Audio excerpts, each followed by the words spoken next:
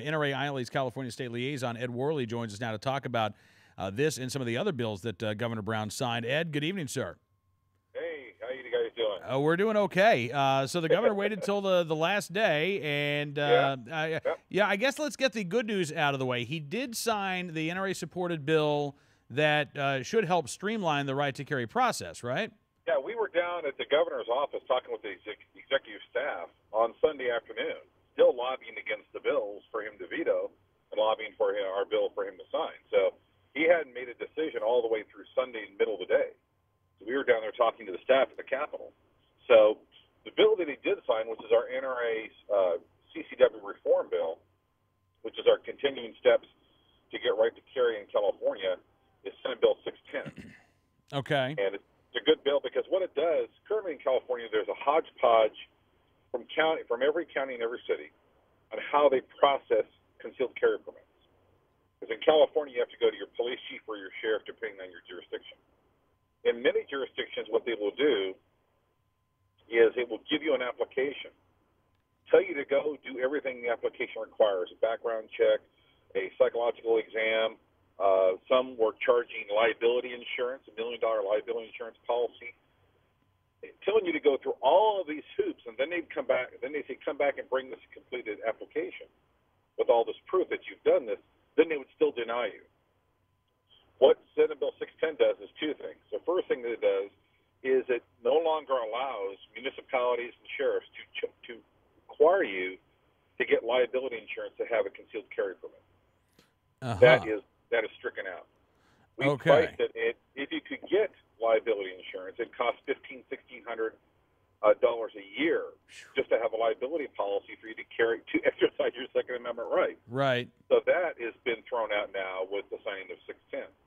The other thing it does is that the way the new system is going to work in California is going to be the same everywhere in the state is. You go get your application. You fill out your application. You turn it into the agency. Upon preliminary approval of your good cause to get a concealed carry permit, then they can require you to do the training, to do the background check, the fingerprints, and everything else. So before they can require you to do all this other stuff, they're going to have to give you preliminary approval that you're going to get a concealed carry permit. Wow. Okay. So I mean, our goal in California, like everywhere else in the United States, is to get shall issue permits in California. Right. We're pushing every bill we can, and we're going to push every way we can to get the system in California changed so everybody can get a permit.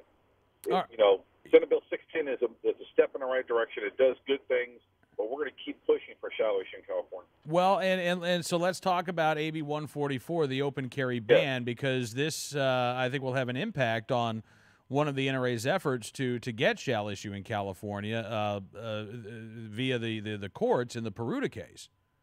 Well, that's the weird thing is that we submitted letters and we opposed AB 144 every step of the way through the process. Right.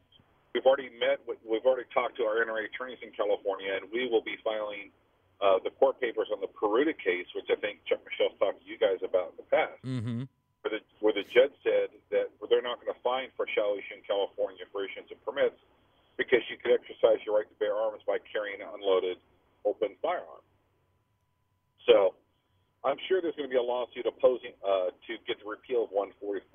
We're going to be doing a lot of different lawsuits, a lot of different things we'll be talking about here in a minute. But 144, I mean, as I told the governor's staff, I said anything that you do to infringe upon people's rights, to diminish their ability to protect themselves is a violation of the Second Amendment. People should be allowed to carry firearms any way they want to protect themselves. There haven't been any problems with people carrying openly. There haven't been any of these issues. And the thing that happened in this is this bill, AB 144, became one of the primary goals of the police chiefs. They lobbied extremely hard for this bill. Mm-hmm. They said this was for public safety and everything else. So the governor, in his signings and his vetoing, sent a mixed message. There are some good things he did, and there are some things we're very disappointed with. Yeah, absolutely. I mean, it sounds like it was a very mixed bag. The Droz Fund legislation that will take that money out of the dedicated Droz Fund and move it over into the General Law Enforcement Fund. That also was signed by Governor Brown, right? And the long gun registration bill, as you said. Yeah, and right now we already have a DROS lawsuit, the dealer record of sales fee lawsuit. We've already filed that. So part of the reason we filed that is because of them playing with the DROS account. And Senate Bill 819, which the governor signed, is going to be a direct focus of our lawsuit on the misuse of the DROS funds. So part of what we're doing in filing the DROS lawsuit we did earlier in the year is to stop them from misusing the funds now and to stop them from misusing the funds in the future. Senate Bill 819 is going to get hung up in court also, because everybody agrees that when you pay a fee in California for government service, if you use it for things that aren't related to delivering the service, which is a background check, that's considered a tax, and they can't use it for that. So there's a lot of litigation NRA and our state affiliate CRPA are ginning up and are in the process of doing. So this is now basically a new tax on gun owners? Well, it can be, yes, because what they're doing is that in California, when you pay a fee to the government, you're paying for a service, and the fee can only be charged in relationship to that service. So they already agreed, the Department of Justice already agreed last year they were charging people too much money for their background check. In fact, they started a process to lower the DROS fee at our urging. We kept telling them, you have to lower the DROS fees, you're charging too much money. Well, in the midst of all the craziness here at the Capitol, they saw that there was a little pool of money they had squirreled away at the Department of Justice. So they decided they were just going to ignore what the law said and go after the pool of money. So they're basically taking the money that they've taken too much money from us, and under California law, that's called a tax. And we don't think that it's legal. We don't think that it's going to stand up in court, and that's why we're taking the Department of Justice to court to have that provision of AB 819 thrown out. And they will not be able to use our background check fee monies, and they're going to have to lower the background check fee. That's part of what all of our dealer record sale lawsuit is going to do. Okay. So, I mean, Ed, what should, I mean, clearly, you know, should gun owners, not much contact to the governor's office would do now, but, I mean, what should California gun owners be doing now that the legislative session is wrapped up? Governor Brown has signed these bills. Right. What should they be doing? Well, the last thing is there's some more good news. Senate Bill 437, yeah, I talked about, that was a bill where Senator Dealing was trying to fix the ammo registration bill. Yeah. And get around our Parker lawsuit. The governor vetoed that bill. And in his signing message, he said he wanted our litigation to stand. Really? So, yeah, so that's how we got this mixed bag. He signed our bill, 610. He vetoed Senator Dealing's attempt to try to get around our lawsuit. He vetoed that. And in his signing message, he talked about this should be decided in the courts in reference to our lawsuit. Uh-huh. So our Parker lawsuit is still standing. So ammunition registration will not be allowed to take place in California. It's still found to be unconstitutional. He rebuffed Senator DeLeon's gimmick to try to, quote, fix 962. So the governor vetoed that bill, which is also very good news.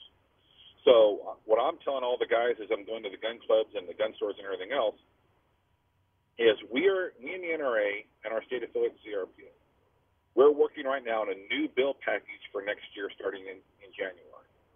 We're going to be talking about fixing the problem with the sale of used handguns, doing another firearms bill for concealed carry and fixing that system even more. So what they need to do is get everybody engaged because, of course, we're going to have elections next year. But get the word out to everybody that NRA and CRPA passed the CCW reform bill. That we're pushing bills forward. We're not just going to sit here. That we're pushing good legislation forward. We're fighting tooth and nail every anti-gun bill that's proposed.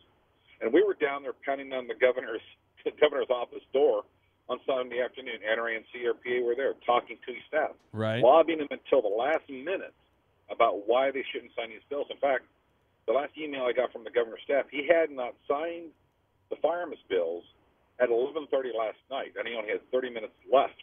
Wow. To decide the bills. But that's because our members did a fantastic job of emailing, calling, and faxing, and really putting the pressure on the governor.